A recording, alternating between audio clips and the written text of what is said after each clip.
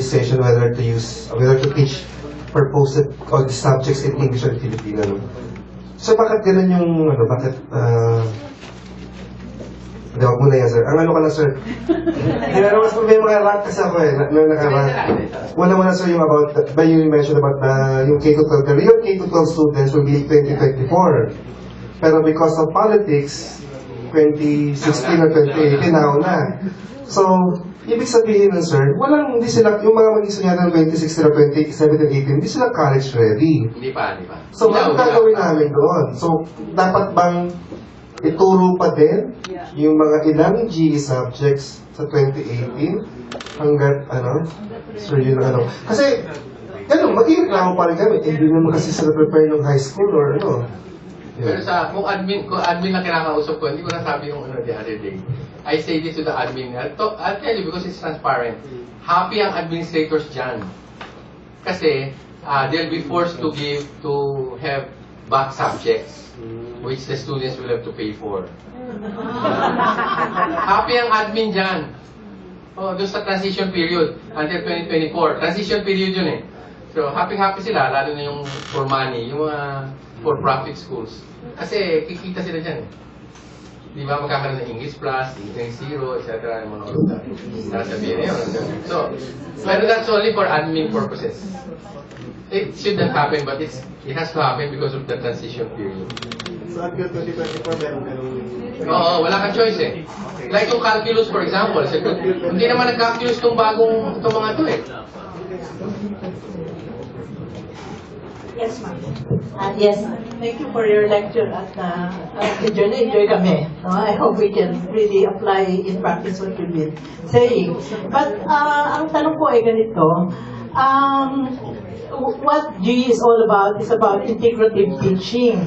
Na kailangan maging generalist kami, may alam kami sa konti sa math, etc. But we are not born to teach that way, or nor have we been trained to do that. So, ano ang mga paraan? Because it doesn't come automatically sa mga teachers. So, paano magkakaroon ng ganong klaseng mga qualities sa mga teacher in preparation for the GE course?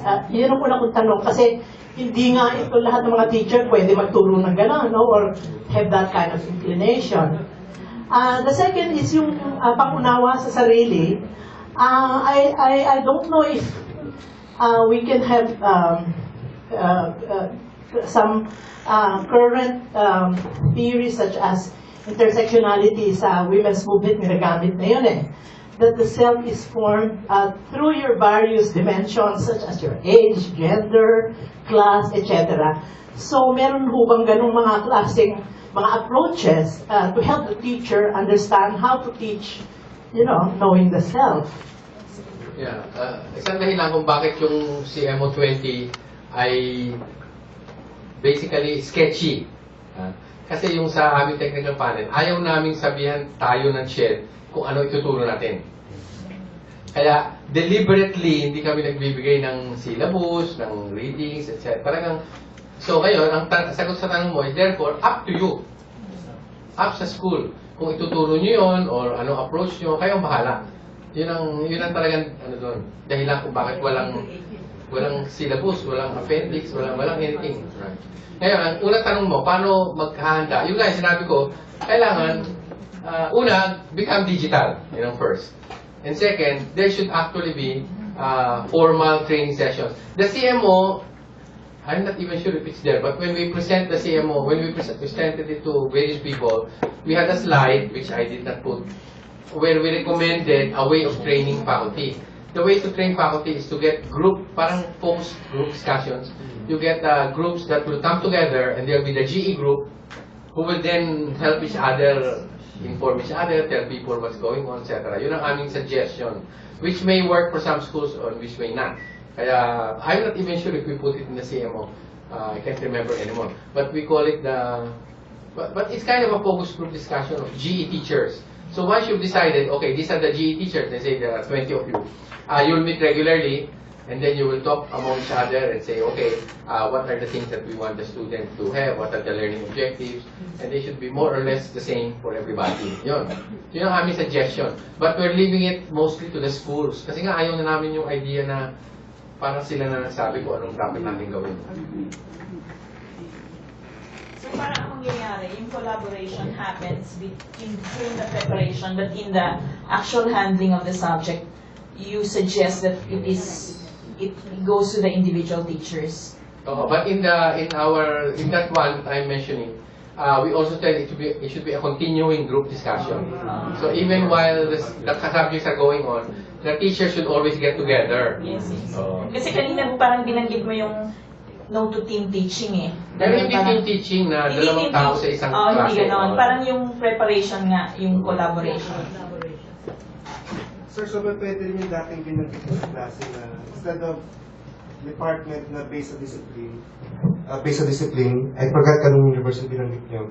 Yeah, the Department of Purposive Communication. So anybody, not necessarily English lang ang landon or Filipino teacher, kunya kahit sino pwede maging part. So instead of discipline or specialization, mas more sa, pwede ba yung ganong style? Kasi you mentioned na GE subject should be, ideally should be under the President's office. Pero, Ano lang, sa Yale lang. sa Yale lang yun. Pero pwede din yun, sir, na not under the President's office, pero, yeah, Department of, I don't know, anong name, self-understanding self. Parang ganun type. You mentioned that before, sir. Pero depende na yung kasi sa school eh. We don't want to say anything about it. Dapat yung eskwela magdidesisyon. Are they going to have a department like Lasal, a core curriculum committee, or should have a department? When I came to UP noong araw, 1960, merong actually university college where they did not belong to any discipline. They kind of were all over the place. So you could have a department of general education. Depende sa school eh.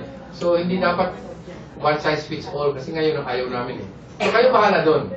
Kayo magdidesisyon sa Miriam, what is the most practical and doable. So maliit na eskwela lang naman to, hindi masyadong bureaucratic. Mahirap doon malalaking eskwela kasi masyadong entrenched na yung departments. Any more questions? Yes, Mr. Ispenda. Sir, I have a question about the senior high school curriculum. In other seminars that I attended, there was a strand for education. Sir, my question is about the senior high school curriculum. In the other seminars that I attended, there was supposed to be an education track. And in your presentation, sir, there was no education track. Wala. Ate, dapat meron, pero wala pa eh. Hindi, meron talagang balak to put one in, pero as of today, wala pa. Yeah. Ito pa lang. There really was, kasi especially since Dina is the undersecretary, she used to be Dean of Education of UP. So they wanted to have an education track, pero as of now, wala pa. Baka naman it will come. Yung general academic just came in, bago lang yan eh. So baka they will have, I don't know. But right now, wala pa in the DepEd website. Sir, how much of the online instruction and interaction do you think will come in the GE? It depends on the school eh. May problema kasi ang CHED dyan. You have people in CHED who don't like online, to put it simply. So they actually made a CMO that says you cannot have X%, etc. online. There are people like Cynthia Bautista, who's the new coordinator, who wants more of MOOCs, etc. The massive open online. So para sa kanya, okay lang yun. So medyo may problema, hindi sila nagkakasundo, yung commissioners. Yeah. So feeling ko dyan, don't to them for guidance. Tayo nang bahala sa sarili natin. What can they do? Sabi nga ng isang president of a university, the worst they can do is slap your wrist. But if you ask permission, they might not give it. So, yes, if you ask permission, they might not give it. If you do it, at the end, what can they do? They can slap your wrist and say, oh, huwag niyo gawin yan. But you already are recognized. And hopefully, you'll be autonomous. But even if you're not autonomous, if the program is recognized, they cannot remove the recognition. So, there's nothing they can do. So, why should you look to them? Never mind. Pero kasi sir, another factor to consider is the accrediting. Iba naman yung PASCO. Iba yun. Correct. Iba yun. Pero yung SHED, toothless tiger yan, di ba? They can't even close all those schools that don't pass anybody sa board. Kasi wala sa law eh. There's no police power. So, you should not worry about it. Yung PASCO, you should worry about. Kasi you want to have higher accreditation. But the way you to worry about it is to go to the PASCO itself, and during their meetings, they have an annual meeting, and then voice out things like this and say, well, ako, from PASCO, I was in the board for a long time. And I'm still the head of the graduate commission. But there's one thing there that I don't agree with, which is, for example, the library. They want you to have a certain number of titles in the library. And that's a silly thing. Because if you have a Kindle, I have a lot more books in my Kindle, or I can have, I don't, but I mean, if I wanted to, I can have a lot more books in my Kindle that exist in the whole country. Di ba? So why should you go to my library? I don't have one. I mean, even in my times, I don't bother. Oh, what library? We don't need a library. Everybody is on the web anyway. Right? So, pero kaya lang, PASCO will not like that. PASCO will say, we want to count the books. No, medyo ayoko rin, no? Pero what can you do? They're still there. So what you can do is go to PASCO and tell them during their annual meeting, because annual meeting, nagkakaroon ng grouping. So in the group, sabihin nyo, there are certain things that are virtual. Like if I spend a couple of million pesos on ProQuest, I have already a couple of million pesos into ProQuest subscription. Then you want me to have all of these journals. Kalukuhan na yan. Yung ProQuest, thousands of journals nga. Yung ganun ba? Kaso hindi nga, ang problema, hindi pa digital yung mga PASCO, unfortunately. Tayo lang. Hindi pa lahat sila digital. Kailangan lahat sila digital.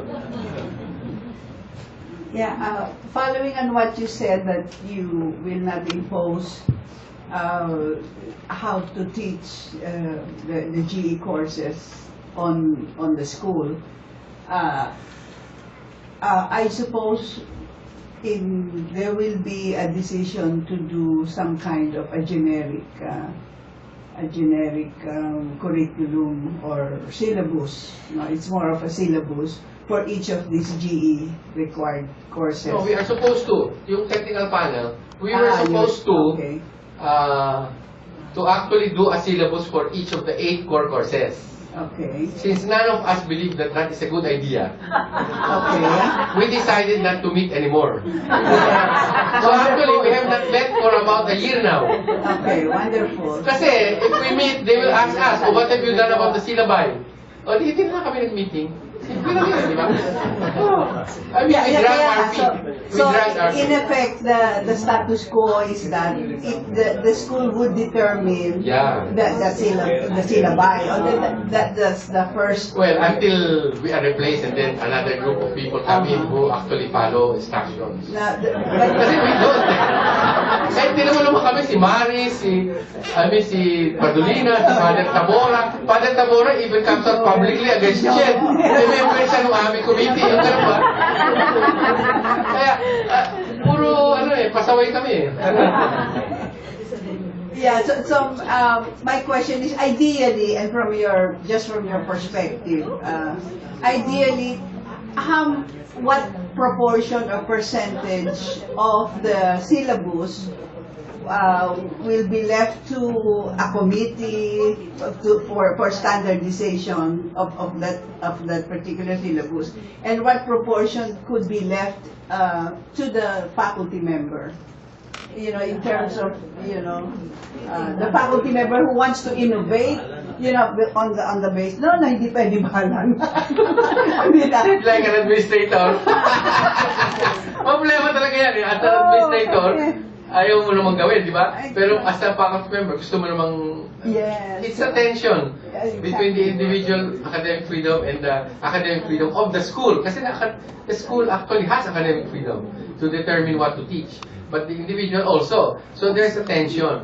And that's impossible to solve on the theoretical level. Right. Obviously, on the practical level, madali naman kausapin mga tao eh. Huwag mo namang gawin yan, o kaya gawin mo yan. Madali kausapin on the practical level. But on the philosophical level, it's very hard to solve that tension. Of course. So, for instance, if the school has a mission of educating women leaders in service, then that could be, one of the basic directions, that the syllabus Oh, I can see that for example, if one of the teachers wants to use a literary work. Any literary work, any subject can actually read a novel, any of the subjects, alright? They decide they will read a novel. And then the novel has nothing to do with women being leaders. In fact, maybe the woman character there is Ape, etc. Oh, you might want to come in and say, teka muna, that's not aligned to our mission as a school and so on. Because you do have the right as a school to demand that every teacher follow the mission of the school. But it's very clear. Otherwise, you should not be in that school if you don't believe in the mission of the school, diba? So I think in that particular case, you can actually say your academic freedom stops in that particular case because that novel degrades women, etc., all of that stuff. And it's not in line with what we want. We want novels that will say that women are good characters and so on. Then you can come. But mahirap sabihin on the theoretical level. Pero on the practical level, pwede mo naman sabihin, alam mo, mas maganda itong novel na to by somebody else. So, basahin mo nga, tinan mo. Yan. Mas excited mga estudyante dyan. Mas madaling kausapin mga tao eh. Di ba? Rather than say, oy, bawal yan. Mas mahirap yun, magre-revolution. Hindi nga. Sabihin mo lang, hindi. Bakit hindi ito? Mas maganda to. Kaya yun. Can we have last question before we break for lunch? Or last two? Last two questions. So my question is, how different is the engineering of the curriculum in public schools from private schools? If we have to do an outcomes-based curriculum, but we have to prepare them also for core competencies in college in a particular field that we are focusing on. The K-12 curriculum, although it's not said explicitly, is really meant for public schools. Yun malinaw yun. Kasi if you look at it, yung grade 1 is very easy. Yung grade 1 in public schools, they're doing reading readiness. They're reading, one of the competencies is to be able to read the letters ABC. That's ridiculous in a private school. Because in a private school, they would have had 2 years before grade 1. They can already read words, and some of them can actually read sentences and books. So, for them to teach letters ABC recognition is silly. But it's in the grade 1 competency. Kasi sa public school, hindi talaga marunong magbasa ng ABC yun. Or kaya yung cursive writing. Cursive writing is not in grade 1 in the public school. But pag nagpunta ka sa Montessori, bata matuta ka pa, nag-cursive writing ka na eh. So, it is clearly meant for a public school. Which is why, in effect, you can't ignore it, but you can say, what they're going to teach in grade 1 in public schools, I mean not in grade 1, what they're going to teach in grade 3 in public schools, we will teach already in grade 1. Yun ang mangyayari dyan. Kasi ang gusto lang naman ng DepEd, as long as at the end of 12 years, all of those competencies are met. But they don't all have to be met at the same pace or in the same grade. Yun. Last one? So Dr. Cruz will be joining us again tomorrow afternoon. We can break for lunch. Please come back at 1:15. Thank you. Thank you.